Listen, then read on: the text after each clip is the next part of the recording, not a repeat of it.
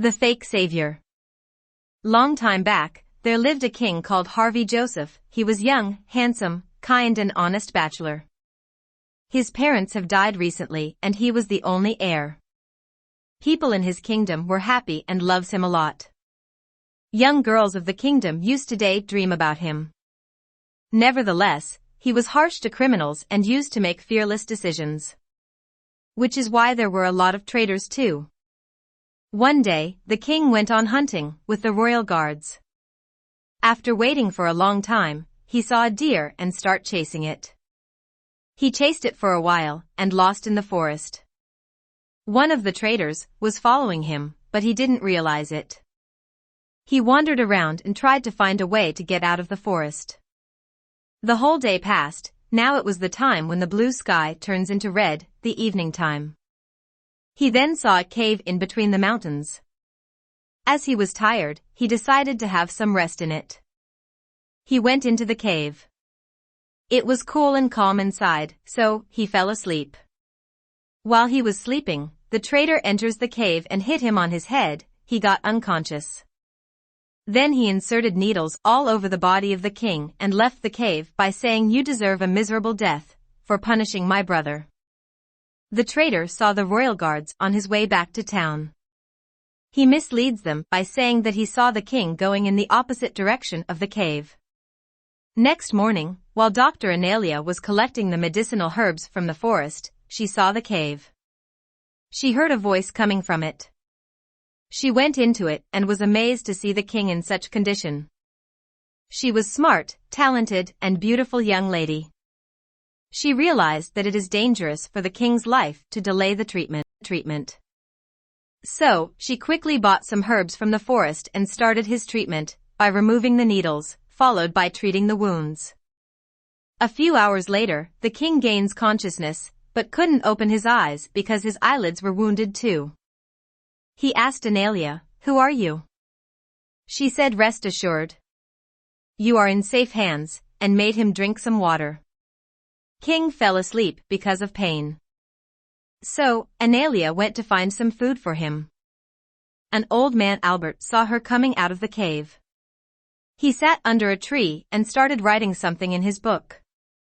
After a while, a young lady named Cambry who was on a forest tour sees the cave and enters it to have her lunch. She was perplexed to see the king. The king slightly opened his eyes. Cambry was sitting in front of him. She offered food to the king. He misunderstood Cambry for Analia and considered Cambry as his savior. He said, "I am grateful for what you did to me, and I don't think I can ever repay you." At that very moment, royal guards arrived. King invited Cambry to be his guest at the palace. She agreed and they all went to the palace. When Analia arrived at the cave with some fruits, the king wasn't there. She got worried about him and came out to find him. The old Albert went to her and said, "Oh young lady, don't worry about him, the royal guards took him back to the palace." She was glad that the king is safe and will get better treatment at the palace. However, deep inside her heart, she was upset about not being able to see him again. A couple of months later, the king became healthy and announced that there will be a huge celebration at the palace. On this day, the king had decided to propose Cambry to marry him, because he is still thinking that Cambry has saved his life by treating him. She was very happy even though she knew that the king has misunderstood her for someone else. But she didn't say the truth because she wanted to be the queen. Many poets and musicians were invited to perform at the king's celebration. Just as a part of safety measures, few of the doctors were invited too, and Analia was one of them. At first, Analia didn't want to go there, but then she thought, even though I can't have him, I just want to see him for one last time. Now it's the day of celebration. All the guests, musicians, poets, and servants gathered in the giant hall of the palace. They all were waiting for the king to arrive. The king enters the hall along with Cambry, wearing the royal mantle. They sat next to each other. All the eyes were on them. Analia was envious of Cambry. The celebration has begun with the amazing art of a famous musician. Everyone was enjoying the music. Suddenly, a chandelier fell on the king. His left hand got injured by the glass of the chandelier. Everyone got tensed, all the guards surrounded the king to protect him. Analia came running towards the king, took his mantle off, and started treating him. The king asked her, "Who are you?" She replied, "Don't worry. You are in safe hands." The chief guard tells the king that she is Analia, a doctor. The whole time of his treatment, the king was looking at her without saying a single word. He was curious about Analia due to her voice and the reply that she gave him.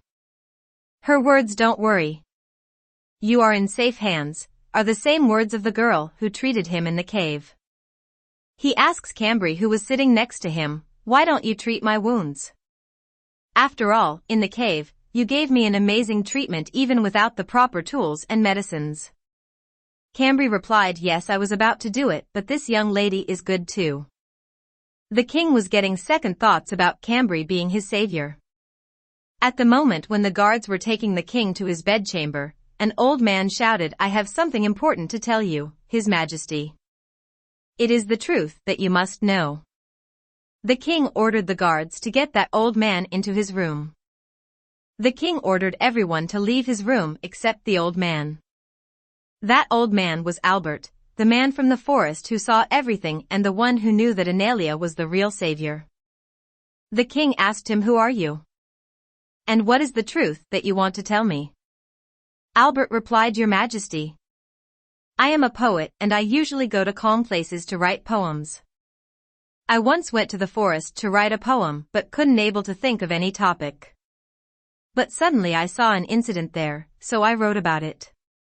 If you allow me, may I recite that poem for you?" The king got furious and said, "I asked you about the truth and you want to recite a poem. If you are kidding right now, then get ready for punishment." Albert knelt on the floor and requested the king to listen to him till the end. King said, "You have 10 minutes, wrap it up as soon as possible." Albert thanked him and started reciting the poem. "Savior, Savior. Oh my savior. Can you come to find me again? Save me from a fake savior. Can you come to treat me again? Save me from a fake savior. Savior, Savior. Oh my savior. I am sorry, I didn't recognize you. I am sorry, I didn't try to find you. Every time I get hurt, you are the one who treats me. You are the one who cares for me. Savior, Savior. Oh my savior. Can you please come back to me again?" The king shouted, "Stop beating around the bush and tell me what exactly you are trying to say." Albert told him everything that happened in the forest. He also told him that the girl from the forest is the same girl who has treated his wounds today. The king called the guards and asked them where is the girl who treated him today.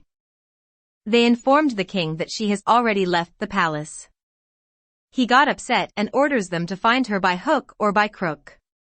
He then called Cambry and asked her, "What was the first question I have asked you in the cave and what was your reply?" Cambry understood that she got caught.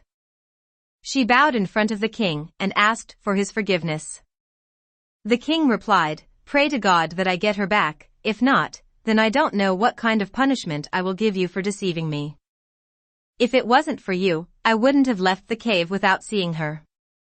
Cambry knelt and begged for his forgiveness. As the king was kind-hearted, he forgave her and warned her that if she ever appears in front of him, she will be dead. Many days have passed, and the guards couldn't find Analia. No one knows where she has gone. The king got quite upset. One day, a poor old man came to the king and told him that the royal officials are making people of slum areas leave their houses and farming lands. The king asked his officials about it. They all said that the poor man is lying. So, one night the king decided to visit all the slum areas and inspect the issue. He disguised himself by wearing a blanket scarf and left for the surveillance. He took some food and gold coins along with him. He saw a lot of homeless people sleeping in the middle of the road along with the children. When the king asked the reason for they said the same thing. They have been chased out of their houses and their farmlands have been snatched. A lot of people got sick due to malnutrition. A young lady was taking care of them. When the king went close to her, he got amazed to see that it was Analia. She couldn't recognize him, as his face was covered. She asked him, "Who are you, and what are you doing here?" He said, "I live in the neighboring town and came here to find something." She asked, "What are you searching for?" He replied, "I will tell you later. I have some food and I can share it with you all." The king gave them the food and money that he took along with him and came back to the palace. The next morning, he dismissed all those officials and appointed new ones. He ordered the officials to return the houses and farming lands that have been snatched from the people. He also started the rule of food supply for poor people. At night, he again disguises himself and went to that slum area. People were happy that they all got their homes and farms back. They were celebrating it, having meals and drinks sitting around the fire. The king was glad to see them happy. Now his eyes were looking for Analia. Suddenly, someone from behind pulls out his blanket. He was stunned and a moment later he turned back slowly. It was Analia. She knelt and apologized for her behavior and said, "Your Majesty, you looked suspicious, so I thought you might be one of those former officials. I didn't know that it was you. I sincerely apologize for my behavior." The king smiled and asked her to get up. He then said, "As an apology, you have to marry me. Can you do that?" Looking at the ground, Analia started blushing. The king asked her, "Are you rejecting me?" She instantly looked into his eyes and said, "Yes. I will marry you." They both got married and lived happily ever after. Thanks for listening. Share your thoughts in the comments section. Hit the like and subscribe button for more.